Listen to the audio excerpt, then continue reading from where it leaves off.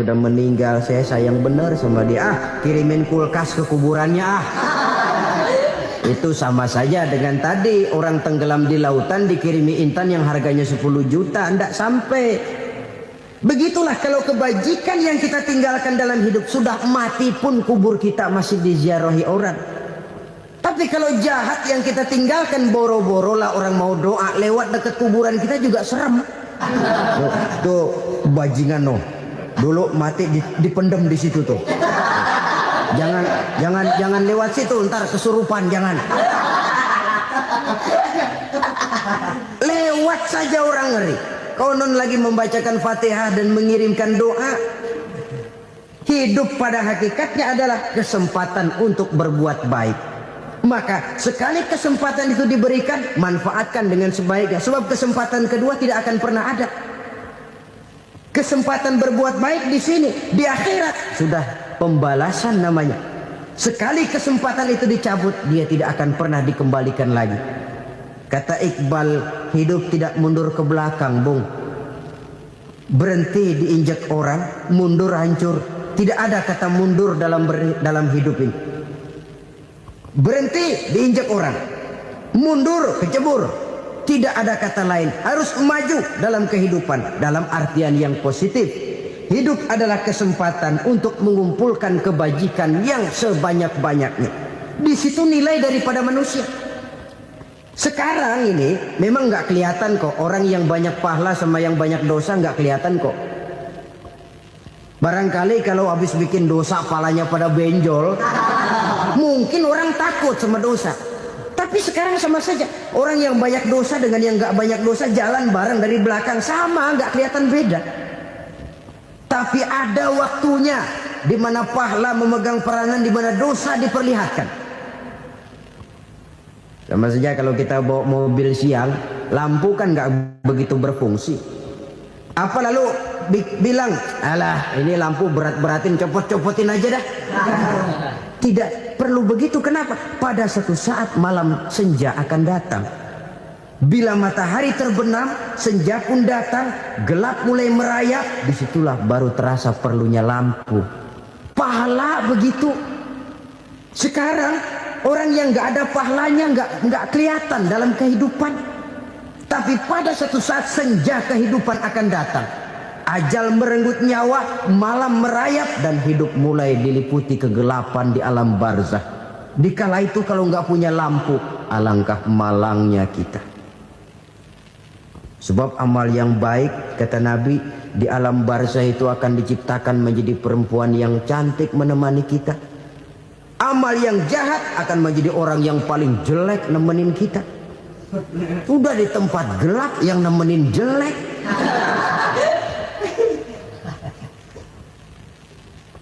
Kaum muslimin rahimakumullah. Kalau demikian masalahnya, tergantunglah kita pandai memanfaatkan waktu. Al-waktu kasayf. Waktu itu cepat sekali. Yang namanya waktu itu tahu-tahu. Tahu-tahu udah tahun 87. Tahu-tahu udah begitu. Tahu-tahu yang kemarin anak-anak sekarang udah pada punya anak. Tahu-tahu saja itu. Begitu cepat waktu berlalu. Kalau tidaklah pandai kita memanfaatkannya, akan rugi kita. Nabi bersabda, "Man kana yaumuhu khairun min amsihi fahuwa rabih." Barang siapa yang hari ini lebih baik daripada hari kemarin, itu orang untung. Hari ini lebih baik daripada kemarin.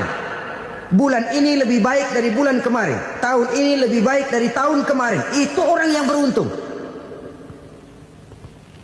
Tahun kemarin sembahyangnya maghrib doang, sekarang udah tambah isya.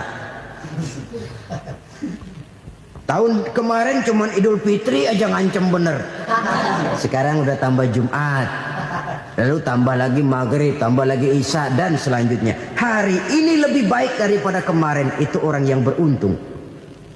Wa man kana yaumuhu mislu amsihi fahuwa khasir. Lalu barang siapa yang hari ini sama saja dengan hari kemarin, itu orang rugi. Hari ini sama dengan kemarin, rugi itu. Bulan ini begitu, bulan kemarin begitu, tahun ini begitu, tahun lalu juga begitu. Rugi itu orang. Rugi apa? Rugi umur. Umur tambah, amalan gak pernah tambah. Dan saya pikir lebih merupakan azab ketimbang nikmat kalau orang dikasih panjang umur cuma untuk numpuk dosa. Mending mana? Panjang umur banyak dosa sama pendek umur dikit dosa. Mending mana? Mending mana? Ya, paling mending tentu panjang umur banyak pahala. Tapi kalau tidak, sekali lagi, lebih merupakan azab ketimbang nikmat kalau orang diberikan panjang umur tapi cuma untuk sekedar menumpuk dosa. Kehilangan kesadaran bahwa dunia bukan terminal akhir dari satu perjalanan. Dia cuma halte di mana kita berhenti sebentar untuk menuju kepada terminal yang hakiki. Saudara-saudara kaum muslimin rahimakumullah, inilah lampu yang akan menerangi kehidupan. Amal yang kita lakukan di dalam kehidupan. Jadi yang dimaksud dengan lampu yang terang, kebajikan yang kita kerjakan dalam hidup. Nah, setiap orang di awal tadi saya bilang ingin bahagia. Bahagia itu kan hakikatnya kumpulan senang dan selamat. Senang, selamat. Apa bedanya? Senang tapi tidak selamat, nggak bahagia. Selamat tapi nggak senang, nggak bahagia orang. Contoh, kalau orang korupsi, duitnya banyak, senang dia, tapi keselamatannya. Ada tentara baris di samping rumahnya udah bingung, padahal tentara latihan. Tentara cuma latihan, dia bingung. Senang, tapi karena keselamatannya tidak terjamin, dia tidak bahagia. Sebaliknya pegawai negeri jujur benar cuma segaji-gajinya, selamat nggak korupsi tapi melarat, ya nggak bahagia juga, kurang senang. Kesenangan dan keselamatan untuk dunia saja, ya sekali lagi, kalau cuma sekedar untuk dunia saja bisa dibeli pakai uang, bisa dibeli pakai uang. Saudara ingin selamat bisa dibeli pakai uang, saudara ingin senang bisa dibeli dengan uang. Tapi setelah mati masuk ke alam barzah, habis kekuasaan uang. Nggak bisa lagi beli keselamatan pakai uang. Tidak mungkin lagi membeli kesenangan dengan uang. Di situ pahala yang megang peranan. Makin banyak pahala, makin banyak saham untuk membeli kesenangan dan keselamatan, untuk memperoleh yang namanya bahagia. Dan jangan lupa loh, di alam barzah kita nggak sebentar menunggu datangnya kiamat. Loh iya, kalau kita begitu dikuburin terus kiamat datang, untung. Tapi kalau masih harus 1000, 2000, puluhan ribu tahun yang akan datang, dalam satu penantian yang begitu lama, tanpa saham untuk memperoleh kebahagiaan, satu kemalangan yang tidak ada pernah putus-putusnya. Janganlah tergelincir oleh kebahagiaan sebentar yang menipu dengan mengorbankan kebahagiaan hakiki yang berjangka panjang. Apa artinya senyum sejenak kalau harus ditebus dengan tangis seumur hidup? Biarlah kita minum jamu, pahit memang, getir memang, tapi kan besok badan sehat. Daripada sekarang minum sirup, manis memang, enak memang, tapi bibir pada jontor besok. Sirawan, batuk, nggak karu-karuan. Banyak orang tertipu oleh kesenangan yang sebentar. Padahal laisa kullu ma yalma'u zahaban. Belum tentu semua yang berkilat itu emas. Belum tentu semua yang gemerlap itu intan. Karena itu marilah manfaatkan kesempatan yang diberikan Allah ini untuk mengumpulkan kebajikan yang sebanyak-banyaknya. Yang terakhir sekarang, yang keempat, tanda orang bahagia kata Nabi. Zaujatun salihah. Orang bahagia itu tanda yang keempat kata Nabi, punya istri biar cakep asal taat. Sudah surga itu sudah. Cakep taat. Istri kayak gitu kalau belum mati jangan dikuburin dulu. Sudah cakep taat lagi. Tapi kadang-kadang enggak, udah jelek ngadat melulu. Apa yang mau dipilih? Sebab itu Quran mengatakan istri pakaian untuk suami, suami pakaian untuk istri. Kenapa suami istri diibaratkan pakaian? Alangkah tingginya gaya bahasa Quran ini. Suami istri teman hidup, hidup perjalanan panjang. Sejak kita dalam rahim sudah ada hidup kan di sini. Sampai ke alam dunia, masuk ke alam barzah, kumpul di padang mahsyar, sampai menuju akhirat, itu perjalanan hidup. Carilah istri atau suami teman hidup yang membawa manfaat tidak hanya kehidupan di dunia ini, sampai di alam barzah, sampai di padang mahsyar. Suaminya mungkin meninggal lebih dulu atau istrinya mungkin meninggal lebih dulu. Tapi suami atau istri yang masih hidup berbuat kebajikan. Suami saya meninggal, ada hartanya, saya sedekahkan, niat pahala untuk almarhum suami saya. Ini teman hidup. Tidak dibatasi dan tidak bisa dipisahkan oleh maut sekalipun. Zohirnya mungkin pisah, badannya mungkin pisah, tapi hatinya, jiwanya, kebersamaannya dalam menghadapi kehidupan. Karena itu, saudara-saudara, bahasa Quran indah. Suami istri diibaratkan seperti pakaian. Apa fungsi pakaian? Pertama, pakaian jadi kebanggaan. Artinya suami harus menjadi kebanggaan istri, istri harus jadi kebanggaan suami. Yang kedua, pakaian itu kan fungsinya menutup aurat.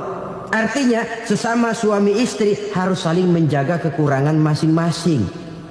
Jangan malah sesama suami istri saling membongkar rahasia dan aibnya sendiri-sendiri. Istrinya diceritain jeleknya di mana-mana, atau suaminya dibongkar rahasianya di pasar umum. Itu sudah tidak lagi berfungsi sebagai pakaian. Kenapa semua ini diperlukan? Karena kita menyadari bangsa yang baik terdiri dari masyarakat yang baik. Masyarakat yang baik merupakan susunan dari warga yang baik.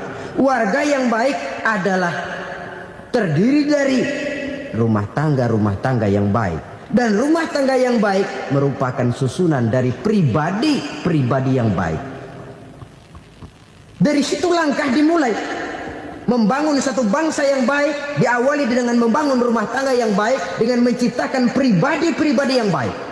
Sehingga dari sini diharapkan berkembanglah nilai-nilai kebaikan. Orang akan bahagia mempunyai istri yang soleh. Kenapa? Tidak ada seorang suami bisa sukses jadi apapun dia, apapun profesinya. Dokter kah, kiai kah, mubalik kah, petani kah, pengusaha kah, pejabat tinggi kah. Tidak ada seorang suami yang bisa sukses tanpa peran serta istrinya. Walaupun memang peranan itu tidak begitu kelihatan, tapi sangat menentukan. Karena itu, saudara hadirin yang saya hormati, Islam sangat menghargai kaum wanita, memberikan kedudukan yang tinggi sepanjang tidak mematikan kodrat kewanitaannya. Nah, kalau sudah kesuksesan ini diawali dari rumah tangga, karier di masyarakat mudah untuk dikejar. Tapi keberantakan di rumah tangga merupakan kegagalan pertama di tempat lain. Selalu berusaha menyimpan sesuatu yang bisa membawa manfaat, baik untuk dirinya, untuk anak cucunya, maupun untuk keluarganya, untuk masa kini dan masa depannya. Kadang simpanan itu berbentuk uang, kadang berupa tanah, lain saat berbentuk pabrik, dan lain sebagainya. Sementara masa depan yang paling pasti adalah akhirat. Jika untuk masa depan dunia, kita rela memeras keringat, membanting tulang, pergi pagi dan pulang petang, menyimpan uang, menyimpan tanah, menyimpan pabrik, pernahkah kita merenung jika satu saat kiamat datang, kita dibangkitkan dari kubur masing-masing, berdiri di padang mahsyar untuk mempertanggungjawabkan seluruh kegiatan hidup kita di dunia ini, lalu kita akan menuju ke alam akhirat. Sudahkah kita mempunyai simpanan untuk akhirat kita? Pada pertemuan kali ini saya ingin menyampaikan sebuah hadis di mana Rasulullah sallallahu alaihi wasallam bersabda, arba'un min kanzil jannah. Simpanan sorga ada 4 macam. Yang pertama, ikhfa'us sadaqah, menyembunyikan sedekah. Saudara-saudara kaum muslimin, sebagaimana yang kita maklum bahwa Allah Subhanahu wa taala melebihkan sebagian rezeki dari kita terhadap yang lain. Ada yang kaya, ada yang setengah kaya, ada yang miskin, ada yang setengah miskin, dan selanjutnya. Ada yang gajinya kecil tapi penghasilannya gede. Ada yang penghasilannya gede tapi nggak punya gaji. Ada juga yang memang gajinya gede dan penghasilannya gede. Kelebihan rezeki merupakan sunnatullah dan tidak harus membuat kita merasa lebih dari yang lain. Bahkan sebaliknya, kelebihan itu harus membuat kita ringan tangan untuk menolong mereka yang memang memerlukan pertolongan. Kalau saudara diberikan ilmu, maka pertanyaan akhirat cuma satu: ilmumu kau amalkan untuk apa? Kalau saudara diberikan umur yang panjang, pengadilan akhirat juga bertanya satu: umurmu kau habiskan di mana? Tapi kalau saudara diberikan harta, pengadilan akhirat akan bertanya 2: hartamu kau dapat dari mana? Kau belanjakan kemana? Dari mananya ditanya, dan kemananya juga ditanya. Oleh karena kita akan dimintakan pertanggungan jawab, maka amanah yang bernama harta ini harus kita gunakan dengan sebaik-baiknya. Ada penggunaan yang merupakan kewajiban, itu zakat namanya. Ada penggunaan yang sewaktu-waktu, itu infak namanya. Ada yang lebih sewaktu-waktu lagi, dan itu sedekah namanya. Zakat dia terikat oleh haul dan nisab, oleh putaran batas waktu dan ukuran dari harta itu sendiri. Sedangkan infak terikat oleh situasi dan kondisi perekonomian seseorang. Sedangkan sedekah tidak terikat dengan apapun.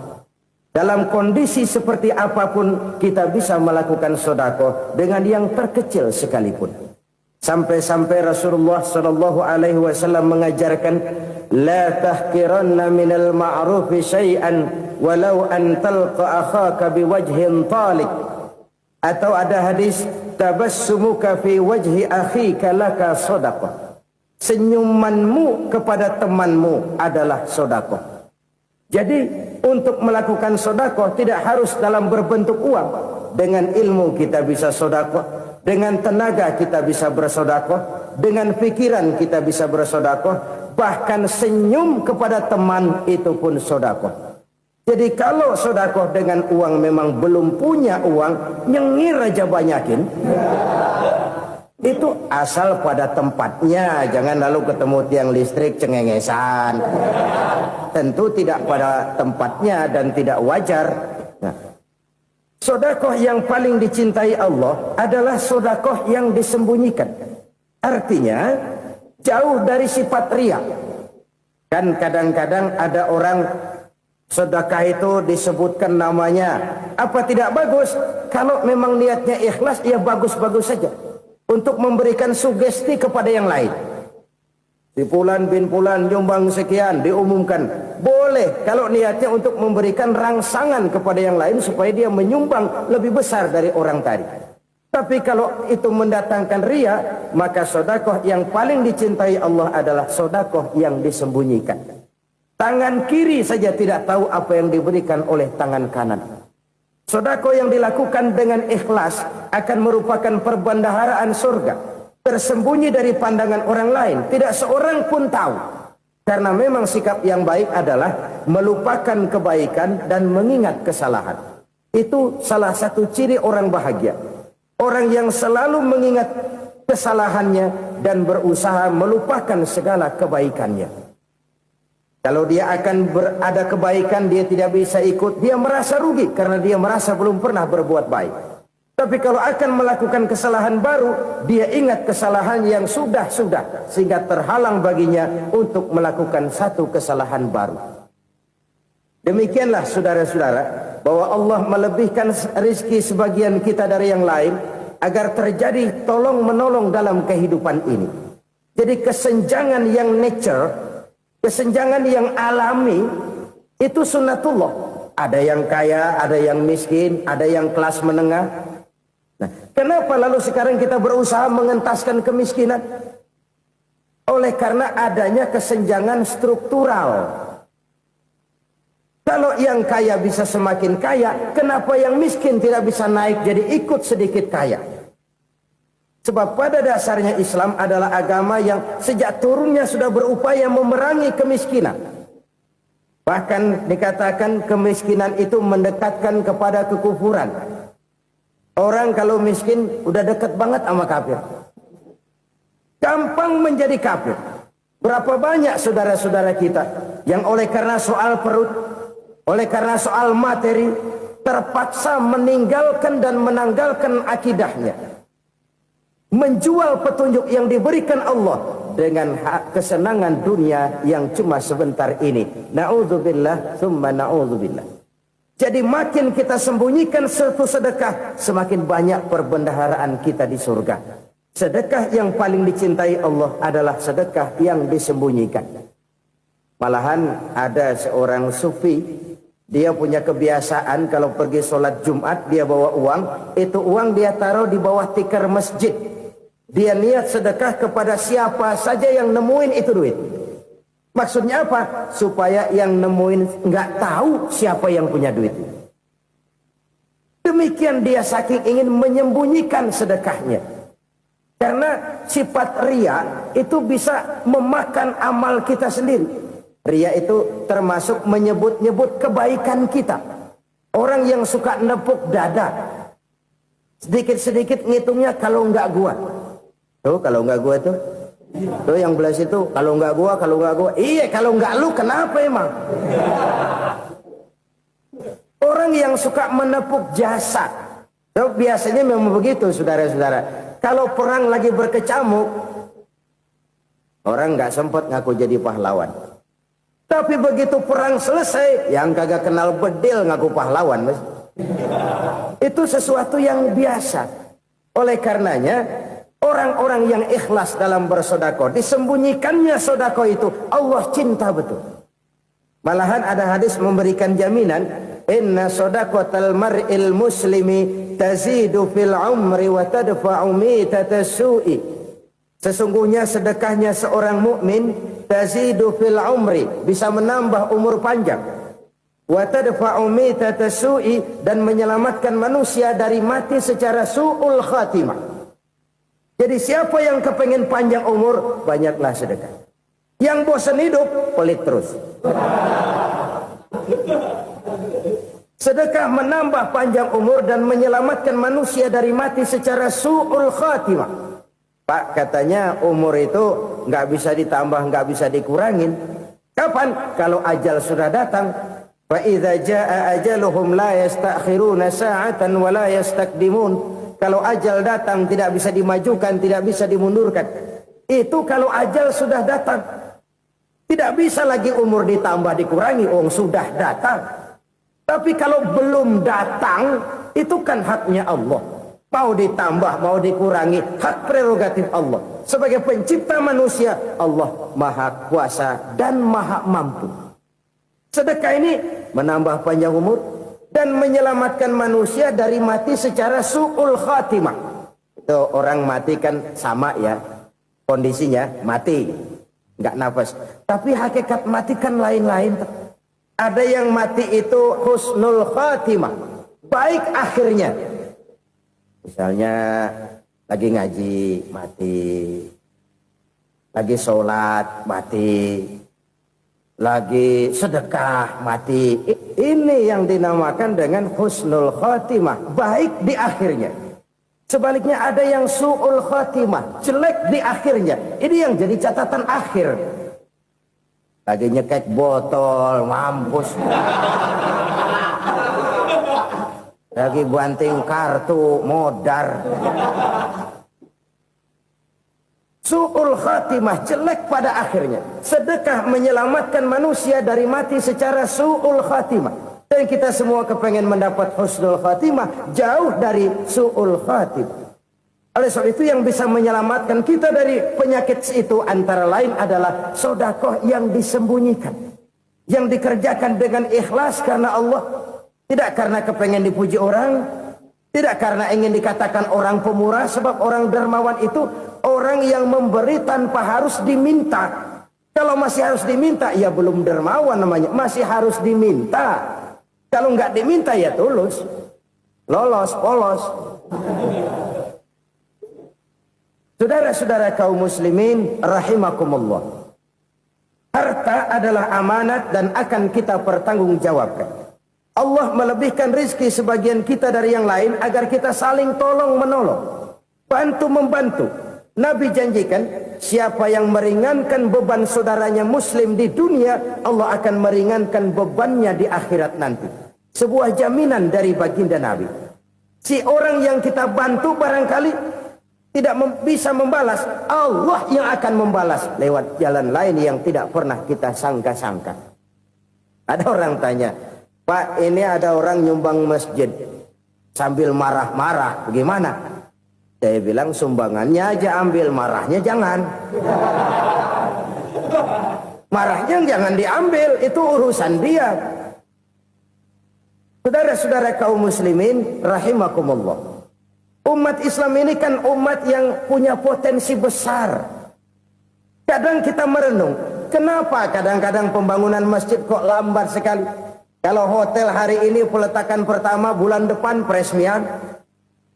Supermarket hari ini peletakan batu pertama, minggu depan peresmian.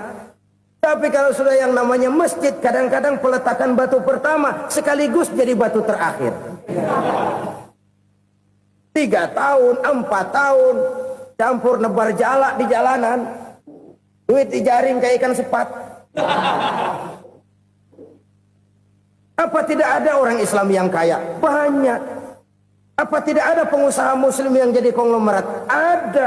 Lalu yang belum banyak itu yang komit terhadap nilai-nilai agamanya. Akhirnya kita jatuh jadi umat yang lemah. Belum ada pengusaha konglomerat muslim buka pabrik super mie cap beduk misalnya umpamanya atau pabrik kecap cap sorban supaya identitas keislamannya sedikit kelihatan. Kita jatuh jadi umat yang lemah karena potensi tidak terinventarisir dengan baik. Kita ini ibarat kompor yang cuma matengin nasi orang lain. Potensi kita dimanfaatkan oleh orang lain. Ukhuwah Islamiyah kita baru terbatas kepada silaturahmi. Ukhuwah di bidang ekonomi kita lemah. Ukhuwah di bidang kebudayaan kita lemah. Apalagi ukhuwah di bidang politik kita lebih rapuh lagi. Padahal ukhuwah itu adalah totalitas kehidupan manusia. Menyangkut ipolek sosbud. Memerlukan nilai-nilai ukhuwah. Jadi oleh karena itu mari kita menyadari. Di dalam harta kita, walaupun kita yang cari, pergi pagi, pulang sore, peras keringat, banting tulang, di sana ada harta anak yatim. Di sana ada hak masjid. Di sana ada hak pesantren. Di sana ada hak jihad. Berbahagialah seseorang apabila dia oleh Allah dijadikan keran. Keran itu menyimpan air, tapi tidak untuk dirinya, tapi disalurkannya kepada mereka yang memang memerlukannya. Saudara-saudara kaum muslimin rahimakumullah, ini yang pertama. Jadi perbendaharaan surga adalah menyembunyikan sedekah. Orang lain nggak tahu, kita pun nggak pernah ngitung-ngitung. Kita anggap lewat begitu saja, padahal itu deposit akhirat. Satu. Yang kedua, perbendaharaan surga itu apa? Wa kitmanul musibah, menyembunyikan kesulitan. Kadang orang takut menghadapi kesulitan. Tapi makin kita merenung, hidup ini kan sebenarnya urusan. Takut sama urusan, ya jangan hidup. Tandanya orang hidup itu kalau punya urusan. Urusan melupakan problem. Problem sering menimbulkan kesulitan. Kesulitan bukan untuk ditakuti, tapi untuk diatasi dan dicarikan jalan keluarnya. Siapa sih orangnya yang nggak pernah sulit-sulit? Makin tinggi status sosialnya, makin gede urusannya. Makin tinggi kualitas imannya, makin berat tingkat kesulitannya. Cuma memang yang namanya enak itu seperti pelangi. Biang lala itu nggak pernah di atas kepala kita, di atas kepala orang melulu.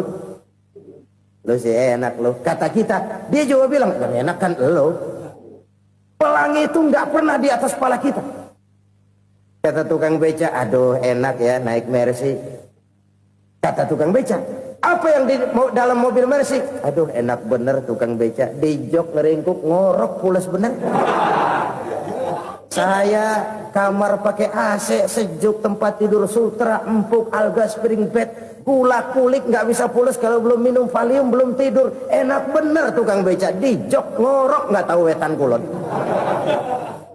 Si tukang beca bilang yang di Mercy enak, yang di Mercy bilang tukang beca enak. Inilah enak, nggak pernah di atas kepala kita, di atas kepala orang lain melulu enak itu. Nah, saudara-saudara,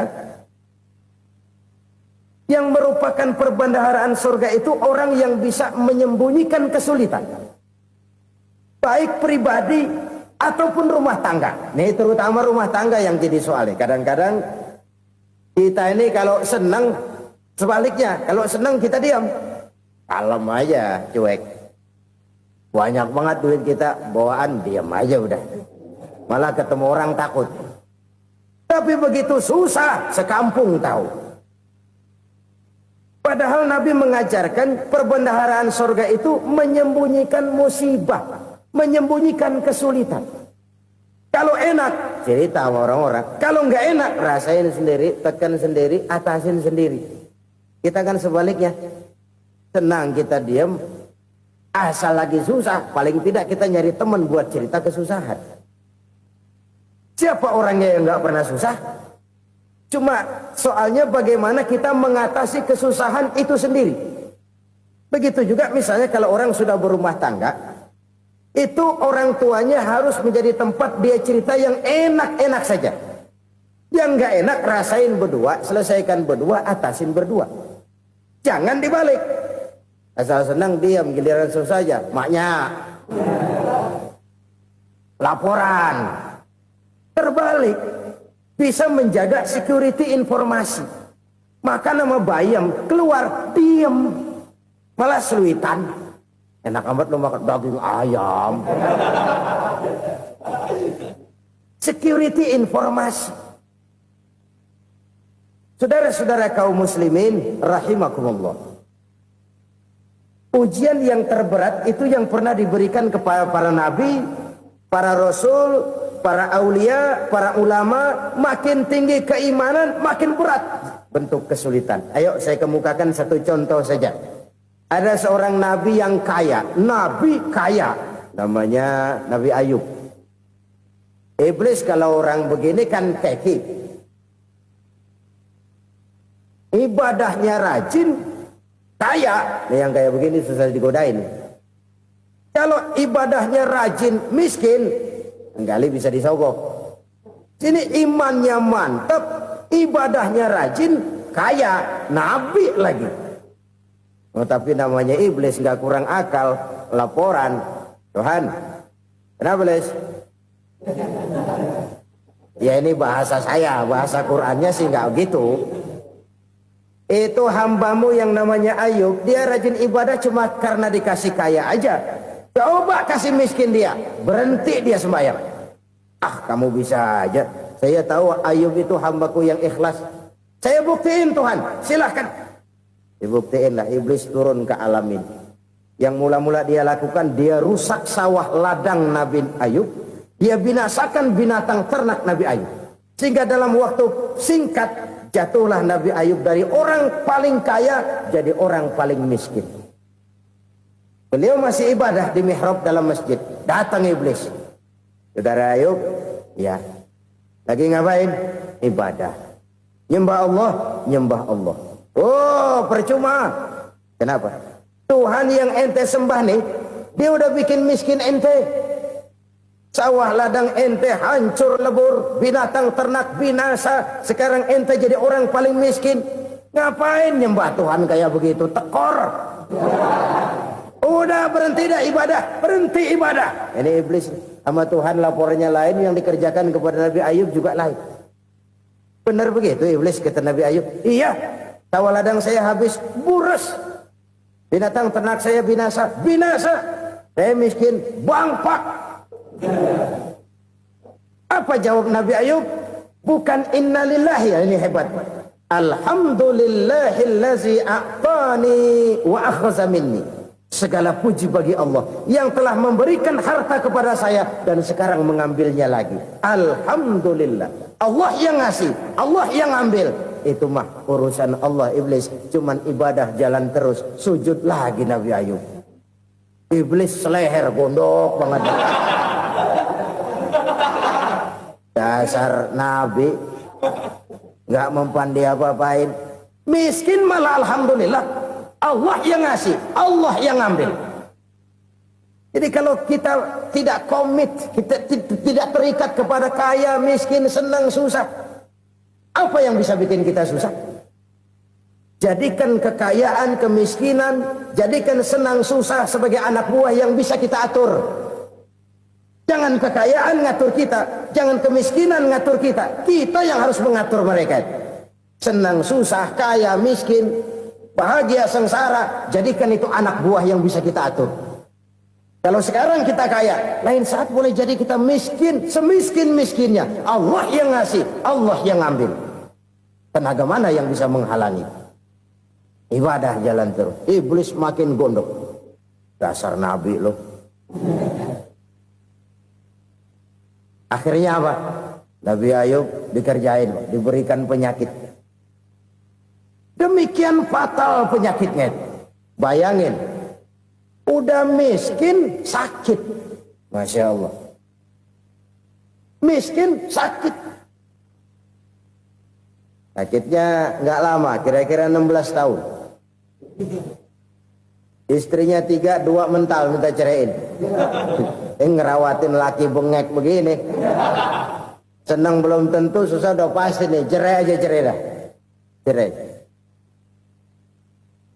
Tinggal satu Siti Rahmah yang setia menemani beliau. Sesetia-setianya hati perempuan. Satu saat Siti Rahmah bilang, "Bang, iya, abang kan Nabi bang. Lalu namanya Nabi kan doanya jarang meleset bang. Maksud kamu minta kenapa sih sama Tuhan biar abang sembuh baik dah bang?"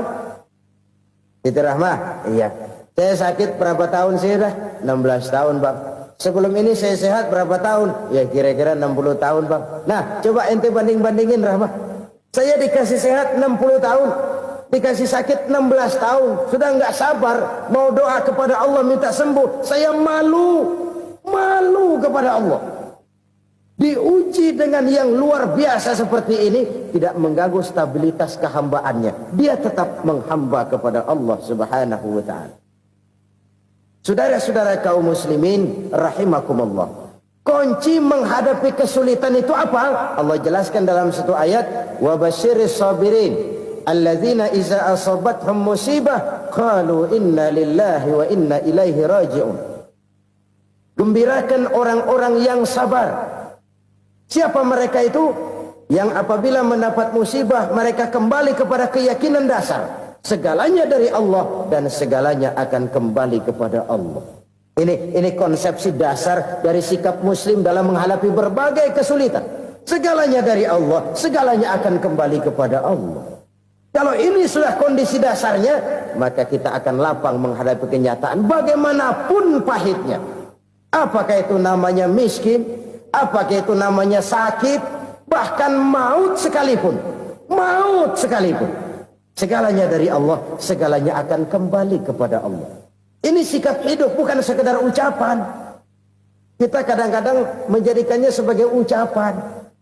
Mulutnya sehingga berhenti. Innalillahi wa inna ilaihi raji'un. Tapi nangisnya terus gerung-gerungan. Bukan itu, ini kesadaran moral. Kalau segalanya dari Allah, segalanya kembali kepada Allah. Kan sebenarnya cuma nunggu giliran. Hari ini saya nyembayangin dia. entah hari apa saya disembayangin orang. Hari ini saya antar dia ke kubur, entah hari apa orang nganterin saya ke kubur. Hari ini saya tahlilkan dia, entah nanti kapan orang tahlilkan saya. Segalanya dari Allah, segalanya akan kembali juga kepada Allah. Oleh sebab itu saudara-saudara, kesulitan bukan untuk ditakuti. Kesulitan justru untuk diatasi, dicarikan jalan keluarnya. Dan tidak ada orang yang tidak pernah mendapat kesulitan. Tidak ada. Semakin tinggi status sosial, semakin tinggi kualitas keimanan, semakin besar juga tingkat kesulitan. Hanya saja bagaimana cara kita mengatasinya. Dan Al-Quran menyatakan, inna ma'al usri yusra. Di balik kesulitan itu pasti ada kemudahan. Roda itu berputar. Karena itu Rasulullah sallallahu alaihi wasallam mengingatkan kepada kita, ta'arraf ila Allah fir raha ya'rifka fis syiddah. Ingatlah kepada Allah di waktu kamu senang, supaya Allah ingat kepada kamu di waktu kamu susah. Kalau waktu senang kita ingat kepada Allah, kita susah, Allah tidak akan meninggalkan kita. Tapi kalau waktu senang kita jauh dari Allah, sujud tidak sempat, dengan masjid jauh, ketika senang kita lupakan Allah. Nanti begitu kita susah, Allah lupakan kita. Dan itu menyakitkan. Oleh karena itu orang-orang tua kita dulu bilang, kalau lagi sehat ingat-ingat lu bakal sakit nanti. Kalau lagi kaya ingat-ingat satu saat kita bakal jatuh miskin. Bahkan kalau lagi muda ingat-ingat kita bakal tua. Dan yang terpenting, kalau lagi hidup ingat-ingat kita bakal mati. Saudara-saudara kaum muslimin rahimakumullah. Jadi yang kedua yang merupakan perbendaharaan surga, menyembunyikan musibah. Saudara-saudara kaum muslimin rahimakumullah. Hal ketiga yang merupakan perbendaharaan surga adalah wasilatur rahmi. Orang yang suka bersilaturahmi. Sebagaimana yang kita maklum bahwa manusia adalah makhluk yang disebut zon politika. Makhluk sosial yang tidak mungkin hidup sendiri-sendiri. Betapa dan siapapun kita memerlukan orang lain. Bodoh betul manusia kalau tinggal di tengah masyarakat tapi tidak mau bermasyarakat. Merasa hebat sendiri, pinter sendiri, gagah sendiri, kaya sendiri. Mungkin kalau mati juga ngubur sendiri. Jangankan kita di sini. Di sorga saja Nabi Adam waktu sendirian bengong melulu, mondar mandir. Allah tegur dam sepi dam. Ya ini kalau bahasa saya. Iya Tuhan sepi ini nggak ada coret-corekan pisan ini. Diciptakan Siti Hawa baru anteng Nabi Adam. Itu di sorga.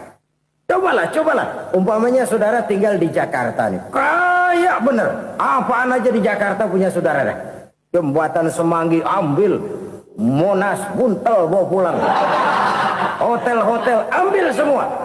Cuman tinggal di Jakarta sendirian. Apa enaknya? Betapa dan siapapun kita perlu orang lain. Tidak ada seorang pun yang bisa memenuhi kebutuhan hidupnya secara sendiri-sendiri. Nah, Islam telah menyelamatkan manusia dari ras diskriminasi. Mengikat manusia dengan persaudaraan yang berlandaskan kepada akidah. Karena itu dianjurkan bersilaturahmi. Bahkan Nabi menyatakan, Man arada ayyubsata lahu fi rizkihi wa yunsa'a fi atharihi falyasil rahimah. Siapa yang kepengen diluaskan rezekinya dan dipanjangkan usianya, banyaklah ia bersilaturahmi. Siapa yang kepengen dimudahkan rezekinya, hendaknya ia banyak bersilaturahmi. Kalau banyak teman, kesulitan kan paling tidak ada tempat cerita. Udah susah, sendirian kita pikirin diri, nggak ada tempat tukar pikiran. Cepet banget sama bengek. Dilawan sendiri. Nah, secara makro kita bisa berkata, tidak mungkin ada kemenangan kalau tidak ada kekuatan. Tidak ada kekuatan kalau tidak ada kesatuan dan persatuan. Tidak mungkin ada kesatuan dan persatuan tanpa semangat silaturahmi. Kalau umat Islam mau menang, dia harus kuat. Kalau umat Islam mau kuat, dia harus bersatu. Kalau umat Islam mau bersatu, dia harus membudayakan silaturahmi ini. Bahkan sampai-sampai kata Nabi, kalau bisa cari nilai tambah. Apa? Silman koto'ak. Bersilaturahmilah kau kepada orang yang marah denganmu. Masya Allah, indahnya ajaran agama kita. Orang yang marah pun kepada kita, kata Nabi, kalau bisa bersilaturahmilah kepadanya, kepada orang yang marah itu. Di situ nilai tambah. Cuman jujur nih hadis, ngucapinnya gampang, ngamalinnya yang berat banget. Orang marah sama kita, kita disuruh silaturahmi, ada apa malu? Lu marah, ada gua marahan lagi. Gue pikirin. Saudara-saudara kaum muslimin rahimakumullah. Tapi ini yang diajarkan, bahkan ini yang dicontohkan oleh baginda Rasul. Bagaimana begitu mudah, misalnya satu saat Abu Jahal ini ngatur strategi bagaimana bikin Muhammad celaka. Dia gali lubang di depan tempat tidurnya. Dia tutupin daun korma. Terus dia panggil seseorang, ke sini. Kasih tahu Muhammad, pamannya sakit keras, minta ditengokin. Berangkat orang ini ke sana. Muhammad, labbaik. Pamanmu sakit keras, dia minta ditengokin. Baik, saya akan datang menjenguk beliau. Berangkatlah Nabi ke rumah Abu Jahal tanpa prasangka apapun. Abu Jahal udah pasang setil, selimut 3 rangkap setengah dipakai. Persis kayak orang meriang. Tapi sembari ngintip dari balik selimut, begitu Muhammad buka pintu, nah, masuk perangkap nih. Muhammad jalan menuju tempat pembaringan. Makin lama makin dekat, makin lama makin dekat. Makin dekat ke lubang yang dipasang oleh Abu Jahal itu. Dalam hati Abu Jahal, terus dah jatuh, mampus dah lo ini. Mampus lo hari ini. Apa yang terjadi? Malaikat Jibril datang. Muhammad, pamanmu cuma pura-pura sakit. Di depan tempat tidurnya ada lubang perangkap supaya kamu jatuh ke situ. Sudah, kamu pulang. Balik kanan Nabi. Sudah hampir jatuh ke lubang, balik kanan, pulang. Bayangin kecewanya Abu Jahal. Muhammad dikit lagi, Muhammad dikit lagi. Enggak, paman, saya pulang aja. Emosi bangun dari tempat tidur, enggak sadar kalau lagi pura-pura sakit. Lompat ngejar Nabi, dia lupa dengan lubang yang dia gali. Usrak, nyemplung sendiri ke dalam lubang.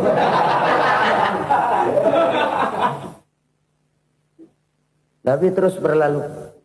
Ini terjadi keanehan.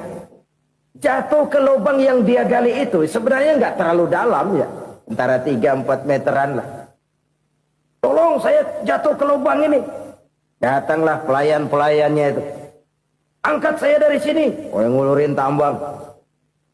Satu gulung, belum juga nyampe itu tambang. Kurang, beli lagi ke warung.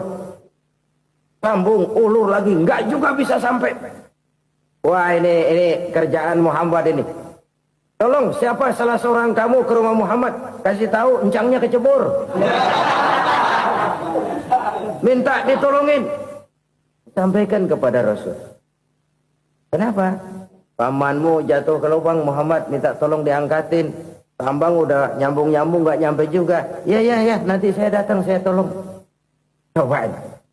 Nyata-nyata orang berniat jahat mau mencelakakan dia. Datang dia menolong. Ini yang disebut air tuba dibalas air susu ya ini. Bukan sebaliknya. Air tuba dibalas air susu. Paman, kecebur ya? Iya Muhammad, tolong ini. Pegang tangan saya. Nabi ulurkan tangannya. Nyampe. Dipegang oleh Abu Jahal. Diangkat ke atas. Sampai atas. Apa kata Abu Jahal? Sihirmu memang hebat Muhammad. Udah ditolongin dikata sihir. Yang enak kita kemplang kan itu orang begitu. Urusan apa? Tapi inilah akhlak. Kalau bisa kamu bersilaturahmilah dengan orang yang marah kepadamu sekalipun. Orang marah kita tetap baik. So, kalau kita berbuat baik sama orang yang memang baik, rasanya sih biasa-biasa aja. Orang baik kita baik lagi. Ya draw aja, belum ada nilai tambah di situ. Baru ada nilai tambah kalau kita bisa berbuat baik kepada orang yang nyakitin kita. Itu namanya kita setingkat di atas dia. Dia sakitin kita, kita berbuat baik sama dia.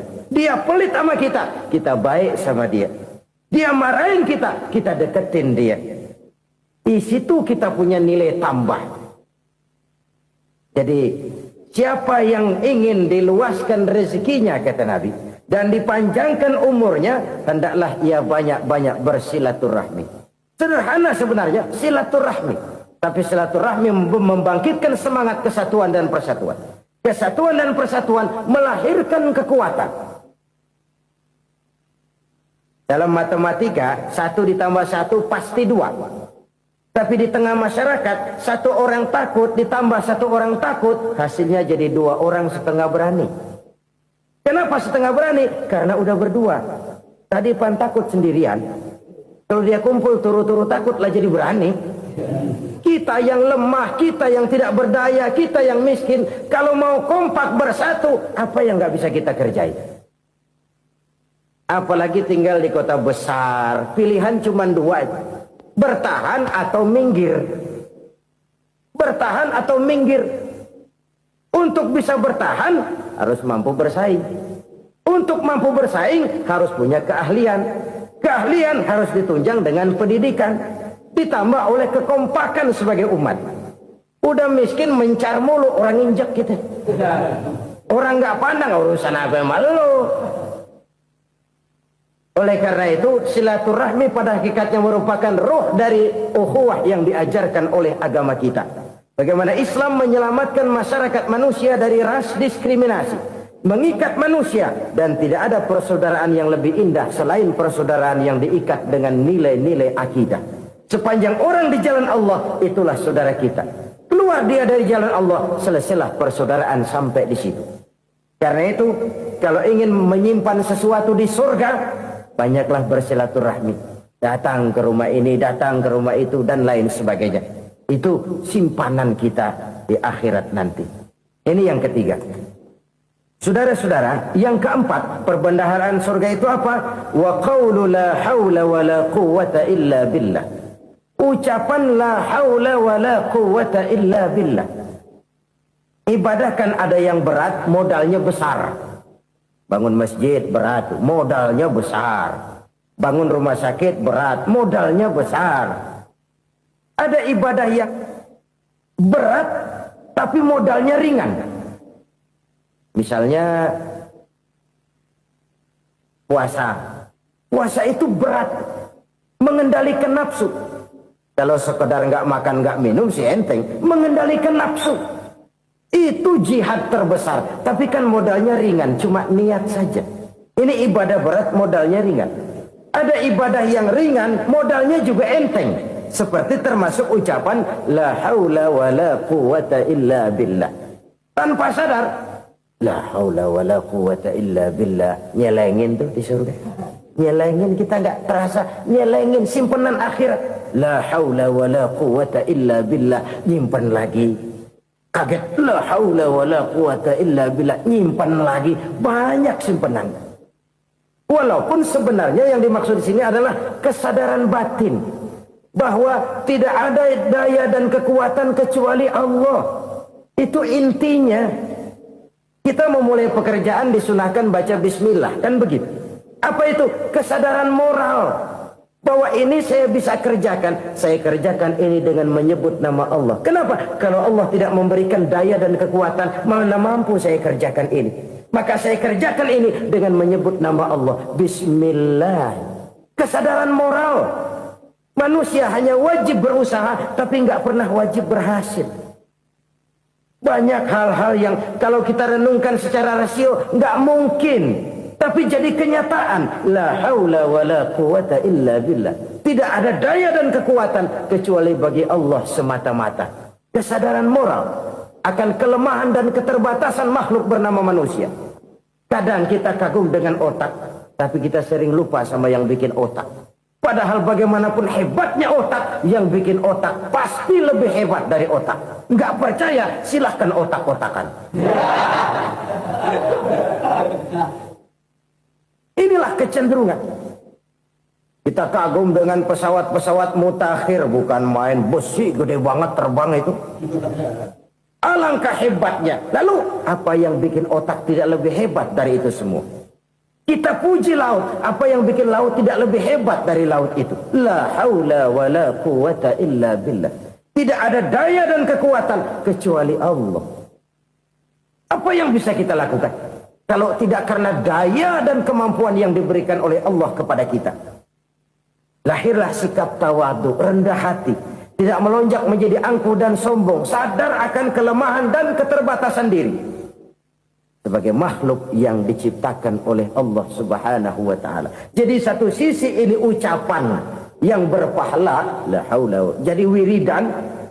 Pada sisi lain ini kesadaran moral, sikap mental, kesadaran batin bahwa yang punya daya dan kekuatan itu cuma Allah. Kita nggak pantas untuk sombong, sebab sombong itu pakaiannya Allah. Kita nggak sedang pakai pakaian Allah, kegedean. Dan makin kita renungi, makin terbentur. Apa sih yang bisa kita sombongin? Kita mau sombong apa? Kaya, pintar, itu kan semua relatif. Di atas langit masih ada langit lagi. Jadi oleh karenanya, marilah kita menyadari, manusia hanya wajib berusaha, tapi tidak pernah wajib berhasil. Yang berusaha saja tidak wajib berhasil, apalagi yang tidak berusaha. Islam bukan agama orang pemalas yang selesai sholat lalu endelohom, enggelenggem ayem-ayem. Tapi Islam bukan agama orang sombong yang setelah berusaha lalu tidak memerlukan Allah. Kita bisa saja bikin proyeksi, tahun sekian kita bakal panen besar menurut perhitungan otak. Tapi ada kejadian lain. Apa? Tikus ngambek. Habis itu dimakanin tikus, panen gagal. Proyeksi rasional gagal oleh tikus-tikus yang ngambek itu. Bisa saja terjadi. Tahun depan kita panen besar, urung. Kenapa? Musim panas panjang. Dan sekarang ini koran-koran bikin berita musim mengalami penyelewengan. Bukan cuma manusia yang nyeleweng sekarang. Musim pakai nyeleweng. Mestinya kan musim hujan udah selesai, masih hujan-hujan juga. Musim. Nah sekarang kita boleh bikin proyeksi, kita bakal panen besar. Tahu-tahu musim panas panjang, sawah retak, air kering.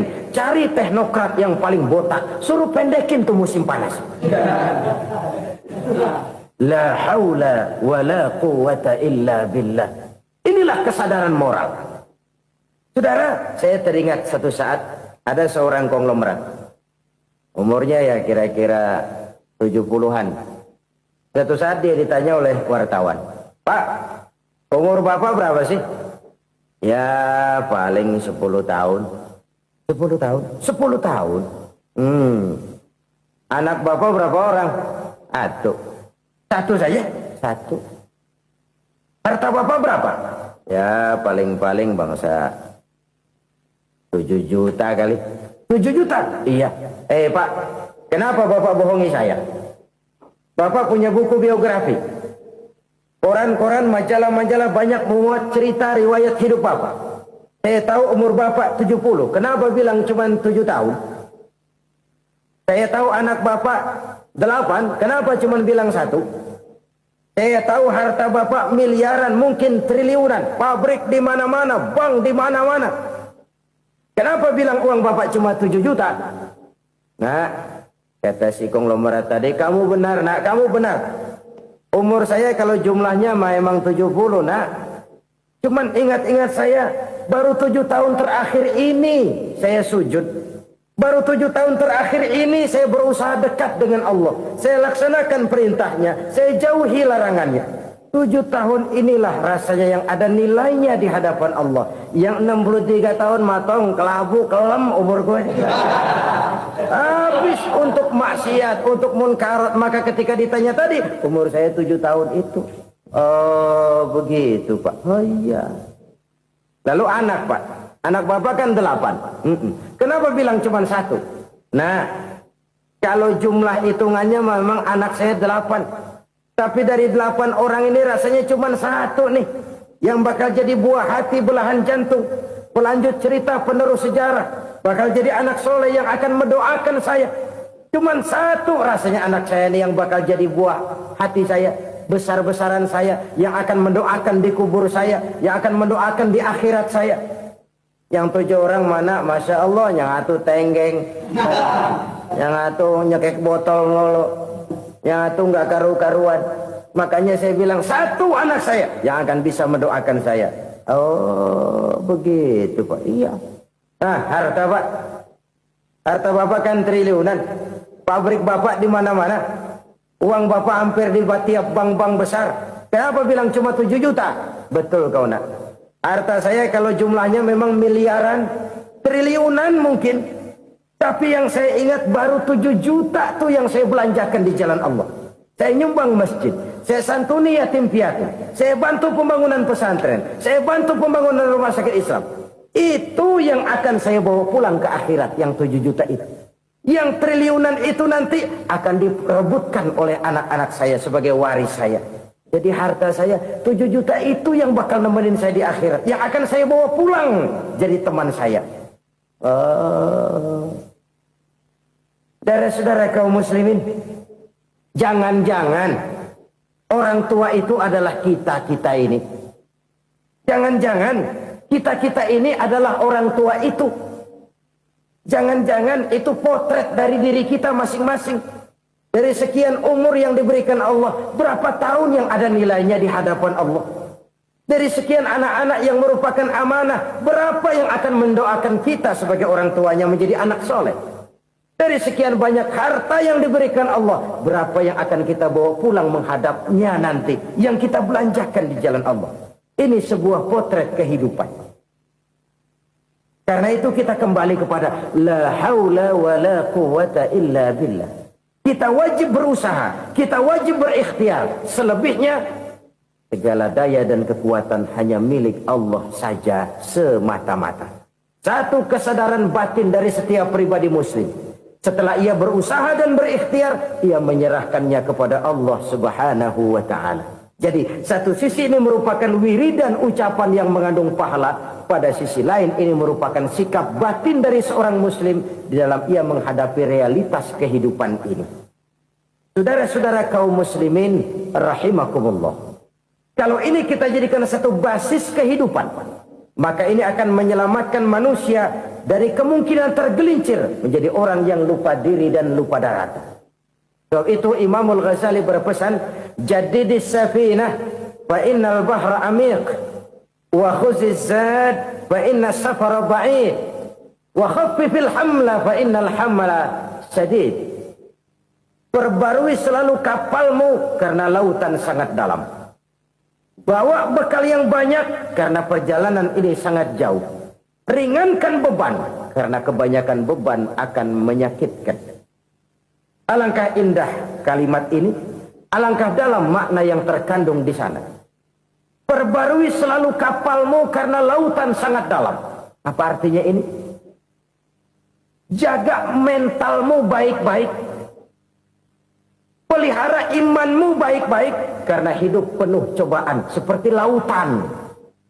Kita kalau berlayar di lautan kan kadang-kadang tenang. Angin bertiup sepoi-sepoi basah. Jika malam datang bintang gemintang bertabur menghias cakrawala. Rembulan memantulkan sinarnya dengan indah. Dalam keadaan begitu berlayar enak. Tapi lain saat ombak menggunung, halilintar menyambar, angin topan bertiup. Berapa banyak sudah saudara-saudara kita yang tenggelam di lautan dunia tanpa sadar bahwa dia belum sampai kepada pantai yang akan dituju. Berapa banyak sudah saudara-saudara kita yang tenggelam di lautan dunia ini tanpa sempat bangkit lagi. Dia menyangka sudah sampai kepada tujuannya. Hati-hati kapal jangan sampai bocor karena lautan sangat dalam. Iman ini jaga baik-baik karena hidup penuh dengan ujian. Wa khuzizat fa inna safara ba'id. Bawa bekal yang banyak karena perjalanan sangat jauh. Saudara mau ke Bandung, bawa duit. Saudara mau ke Surabaya, banyakkan lagi duitnya. Saudara mau ke Mekah, gepokan, iketan tuh duit nggak lembaran lagi. Makin jauh perjalanan, makin banyak bekal yang harus kita bawa.